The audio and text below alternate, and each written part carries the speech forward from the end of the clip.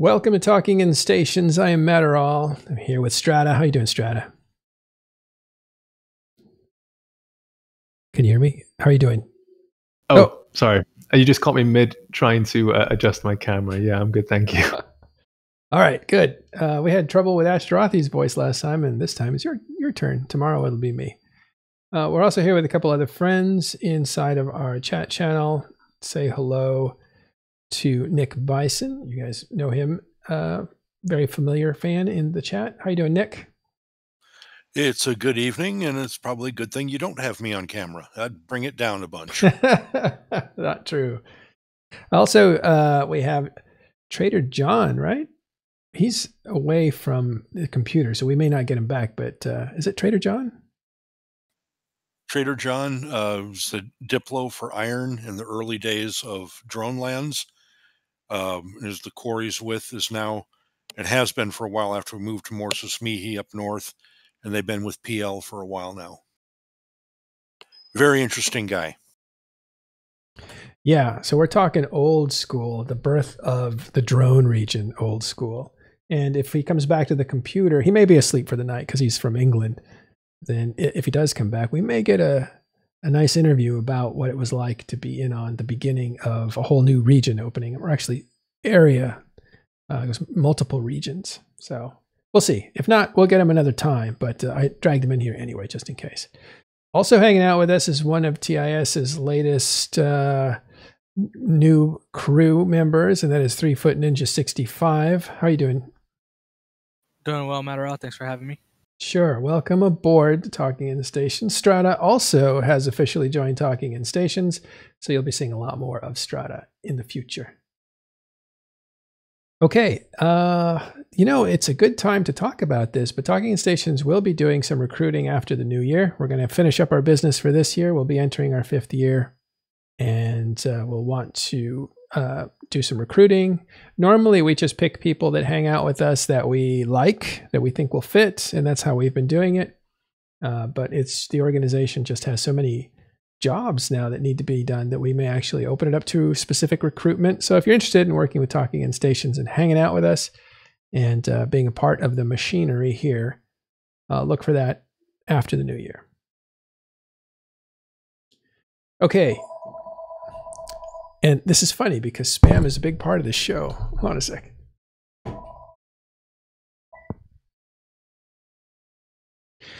When I used to do the show in the morning, I used to get a call every single show, if not 2, because that just happens in this country. All right, let's go to the news real quick. I'll bring up my screen. A little reminder here, not so little, but 12 Days of Christmas, 13 Days of Nexus is already in progress. This thing started 13 days ago. I know because I logged in every day that this started, and I already got all my rewards. So if you had started logging in and picking up your daily reward, you would have finished by now.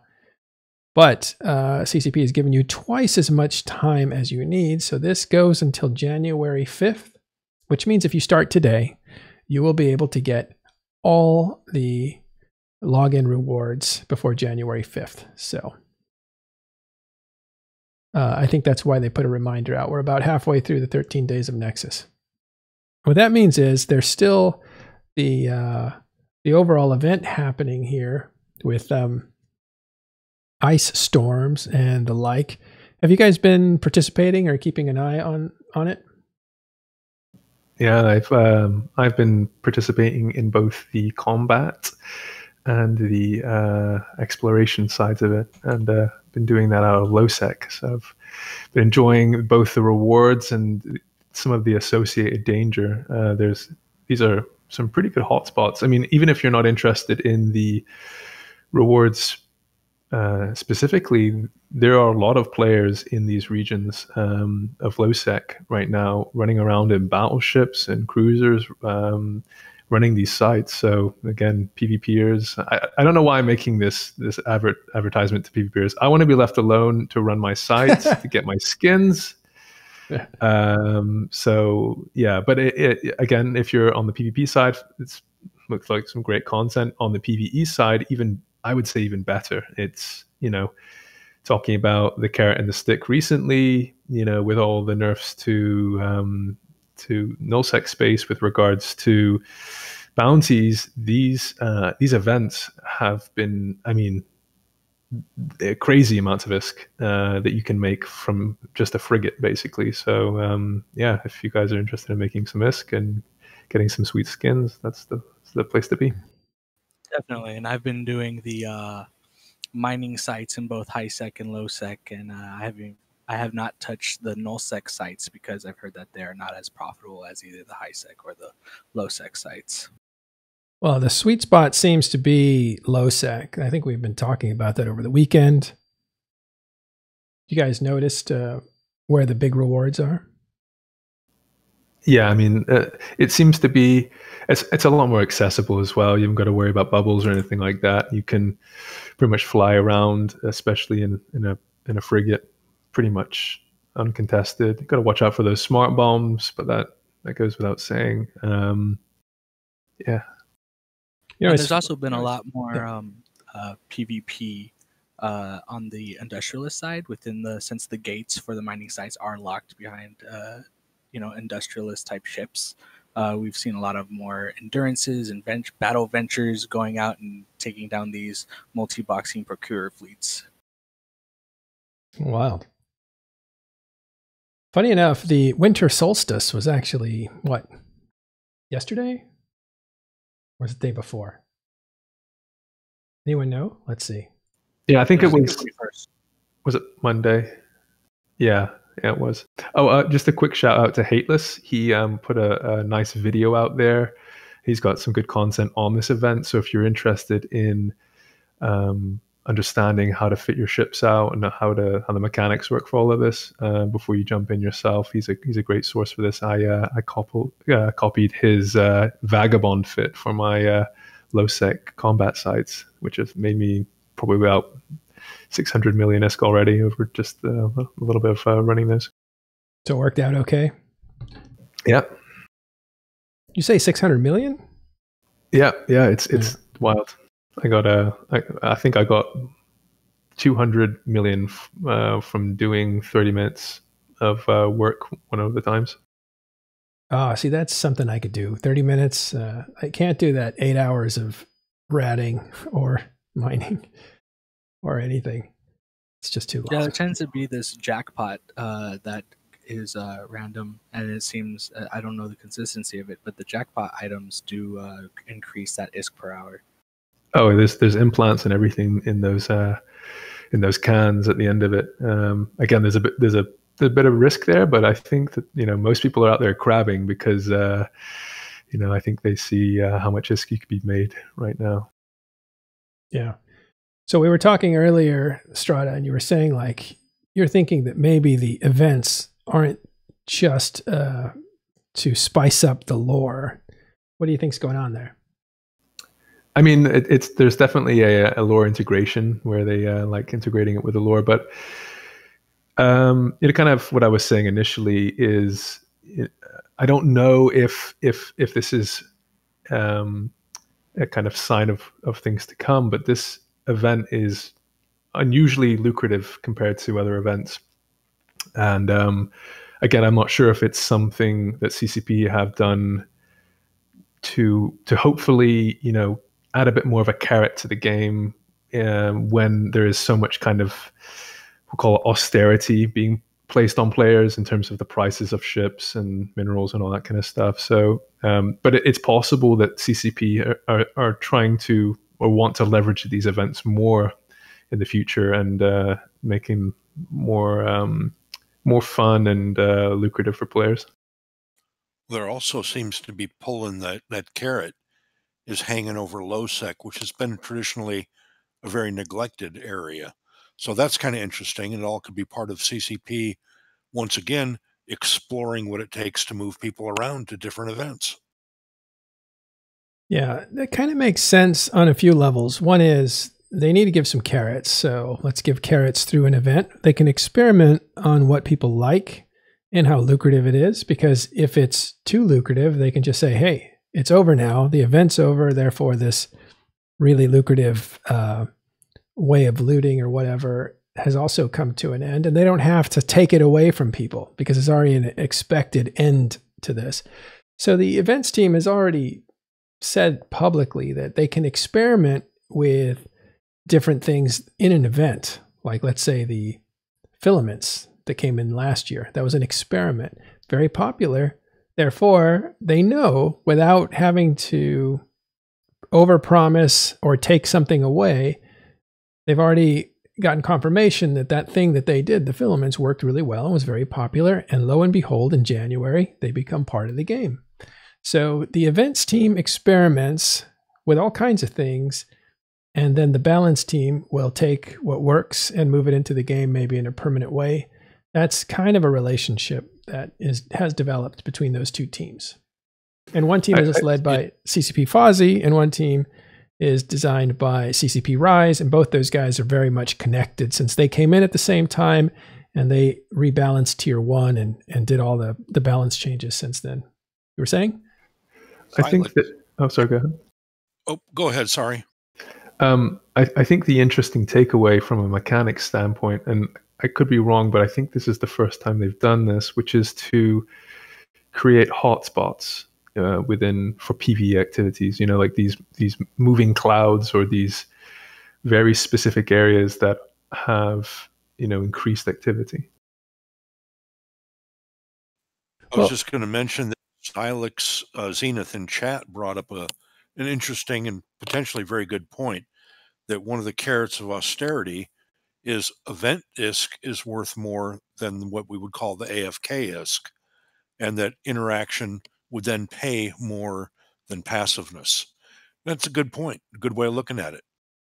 Yeah, and to your point earlier that nullsec is kind of left alone right now, and the hotspot seems to be in, or at least that's what Hateless was telling us. Low sec was the place to go. That's where you get the good stuff. Makes so much sense, because for a long time everybody's been saying that's playing the game, like, what's the point of low sec, right? It's the risk versus reward isn't there, and there's really no incentive to be there, and what's the whole point?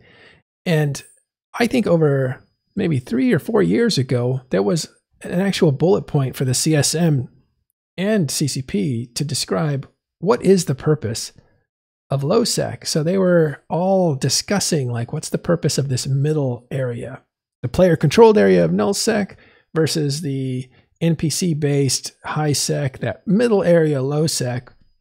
What's it for? And maybe the answer is that's where we're going to experiment with some things, and that's where we're going to put a lot of the treasure to get you out there to do things, to mix it up. We don't have to worry about too secure null sec or too secure high sec. I think that makes sense to put it in that sweet area. They're using it as an experimentation zone, I think.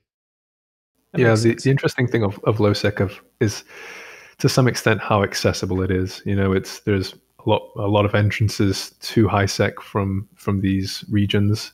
So there's not the kind of natural choke points that you get for null sec. You know, like, for example, if you control that regional gate that enters into nullsec, there might be like 3 of them for a region, and you can pretty much, you know, control the flow of traffic into those regions. Whereas lowsec seems to, you know, have these risks involved, but there's a lot more, you know, fluidity to the movement, and it's more difficult to lock down.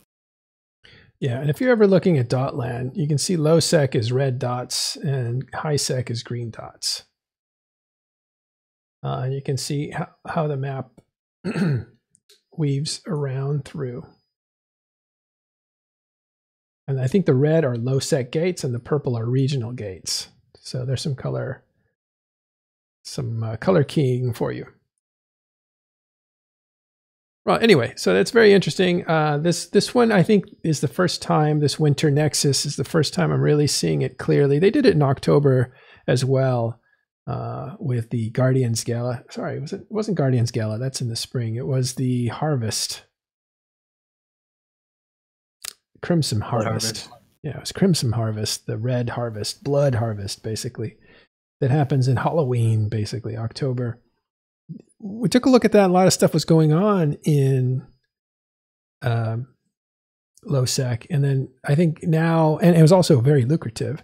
And now with Winter Nexus, we have it, but even more so. And we wanted, we heard that like the holidays ending of the year would be very, very lucrative because, you know, presents and that kind of stuff. So it all ties together. It makes perfect sense to us now. But we didn't know this was coming for a while. Okay. Yeah, go ahead. One of the interesting interactions that I've noticed is they created the high-sec filament. So it creates a sense of security where you don't necessarily have to go through a low-sec gate to get your loot out. You can kind of just jump back into high-sec from whatever system you're in, and it creates this increase in wealth because you're not having to get blown up. And if you are, it's usually on the site. But if you're able to get to a safe or you're within a place where you bookmarked and you're not, you can get to there before you get scanned down, you can just jump right back into high-sec after your 15-minute timer is up. Yeah, a couple more comments here. This from Cowbell. Low-sec has been great in the past week due to filaments, tons of ISK making and fighting. And Xylek says the same thing. And people in battleships out everywhere running the white storms. Those are the ice storms that are temporary. Never seen so many battleships out in low since this event. There's Dunk Dinkle saying the economy is still sputtering. Events aren't solving anything. Okay, Mr. Sourpuss, I read some great stuff, and then I got to We'll deal with you in a second. Well, I'm not sure if they're meant to solve anything as an event, but it does give them an idea and some benchmarks to work with. Mm-hmm. And you know, back to the economy piece, I think that's intentional. And I think CCP are like, yeah, that's what we're trying to do. We're trying to stifle the economy and reboot it back into a more healthy state. So, yeah. But to the two previous guys' point, I hate when business people say that to me, so I don't know why I picked it up today. But I just want to get back to seeing a lot of activity in low-sec. What's wrong with that in the grand scheme of things? Remember, they were looking for a purpose for low-sec. Why can't that be the place where they really drive activity? Like high risk, high reward activity in low-sec. Maybe that's the decision they came to. Not just a place to experiment, as I said earlier, but a place to actually drive activity. Using these events, but you know, maybe more permanent stuff later. I don't know. Be interesting. Yeah, I mean, you could theoretically have not obviously a winter storm, but some sort of, we'll call it a loot storm to some extent, or a PvE storm that appears, and then everybody gets pulled in for a week into this one low-sec region, and that sees a big boost in activity, and then, you know, people can, you know, next week it can be somewhere else. And because of, you know, the ease of access, because you can basically travel through high-sec to these places, you know, anybody who wants to get involved can get involved pretty easily. So it could be something. We'll just have to see how CCP are feeling. It could just be a winter event, and we can look forward to it every year. Yeah. Also, looks like Rubicon also agrees that low-sec shouldn't be the place where you go because it would make the game die. But I keep thinking, like, a lot of people that play this game that still are like really in love with it are people who say, like, my favorite time was when I was in a small gang. Strata, you're kind of the small gang mentality. Do you find that a lot of people like that game style? Yeah, I mean, it's one of these really interesting things where, you know, a lot of people will start in a small group of friends, or they'll find a small corporation. And it's generally good to do that if you're a new player, by the way, because you can find yourself a mentor more easily in a small organization, and who probably has the patience to help you out and answer a bunch of your questions. So I would recommend that to any new players. But eventually a player will think that, you know, that the next level, the place to graduate to is one of these large nullsec blocks. And they can be fun. You can have some interesting fights there, but what tends to happen is you tend to become one of a large number of people, and in some ways your relationships with your corp mates become weaker. You get more relationships, but they become weaker relationships, and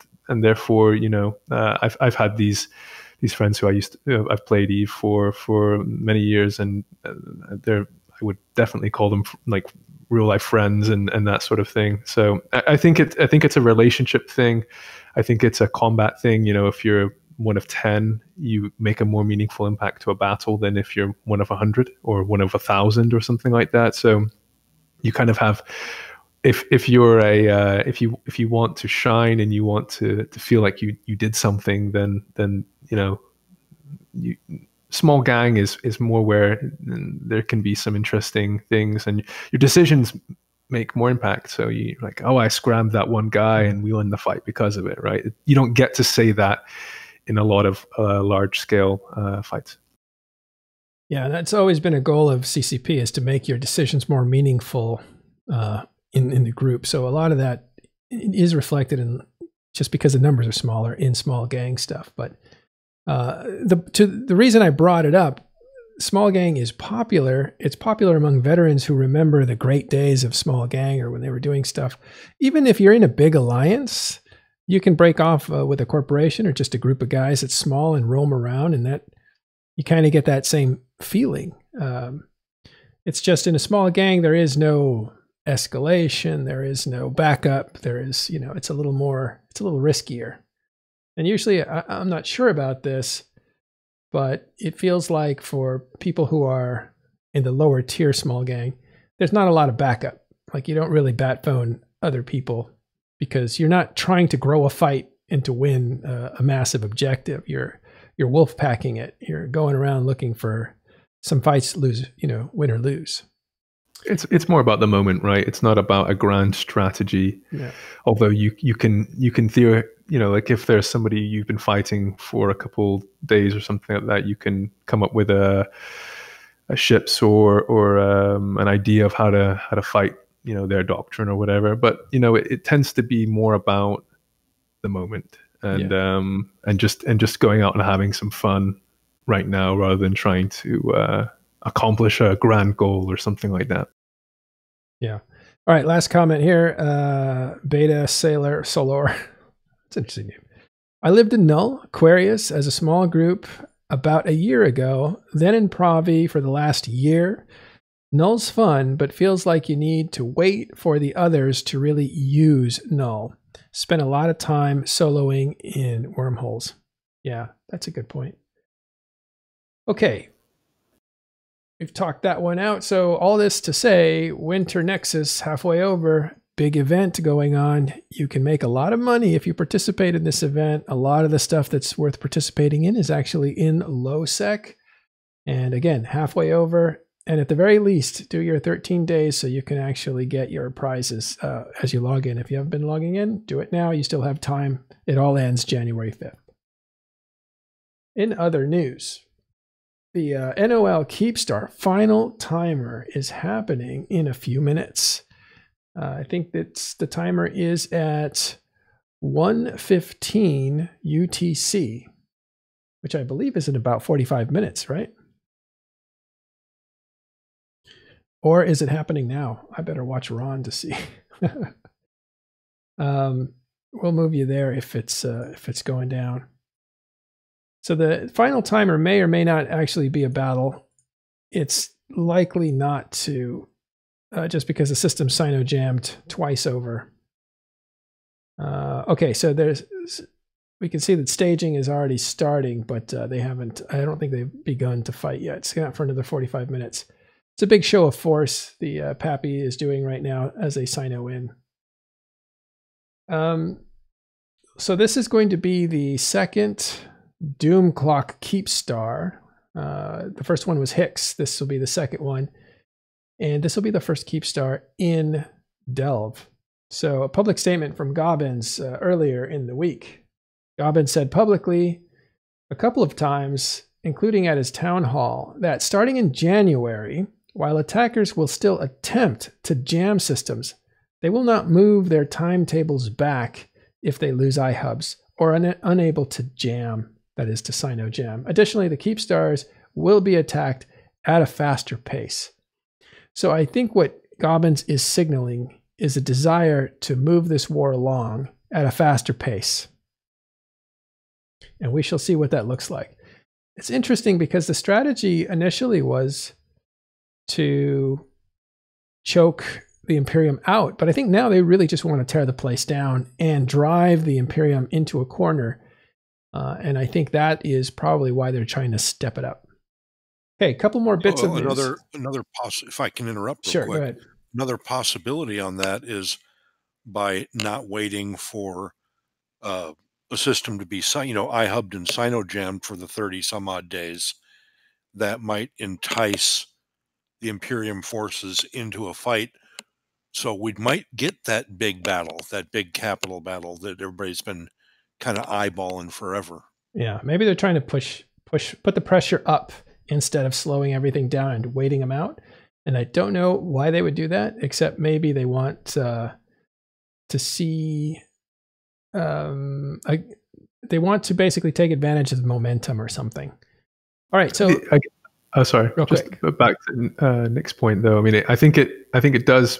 The Papi needs fights as much as anybody, because morale is based off of winning or the perception of winning. And if you're just grinding structures all day, I don't imagine that being something that is going to allow them to maintain morale in their organization. So I think having an enemy, maybe that could be part of it. Right. Okay, last piece of news here. The Bastion fought triumvirate over a control tower in Outer Ring. It was an R64, which is Rarity 64. That is the most rare kind of moon. And that happened yesterday. Dark Side of the Eclipse is the largest alliance formed alongside the Bastion. It is compromised of former Imperium renter corporations, which were displaced from Fountain this summer when it was taken over by Papi at the time. And they moved to Outer Ring. I remember when that happened. So mainly Fane Industries. And we remember CEO PJ Hustle. He was on Talking in Stations at one point. And he also ran for CSM. I think he's a part of that. Okay. I'm cutting this short because we already have activity in system. So we're going to move you over to our good friend Ron USMC to watch the NOL Keepstar get attacked. The Papi Armageddon is out, and it is as impressive as you remember. Hundreds of Titans and motherships all moving into position now. So we'll check that out. Yeah, the Papi Armada. So we're going to go over there, and I'm going to watch this on Ron's channel as well. But first, we're going to say goodbye to our guests. Do some stuff. Strata, always a pleasure. Glad you're hanging around. Thank you for for hosting. Yeah, Nick, thanks for coming around, and it's good to meet you and work with you, 3-Foot Ninja. We will be seeing more of you. Thank you, sir. All right, stay tuned. Oh, actually, we have Carneros in station. That wasn't the Bastion. That was Bastion Corp by themselves. Thank you. The Bastion was in Esoteria at the time as a group. Thank you, Carneros, for clearing that up. I should have asked you before I went to air, but I just saw that, and I'm waving back at you too. Good to see you. All right, guys, enjoy the live combat footage on Ron's channel. We will see you next time.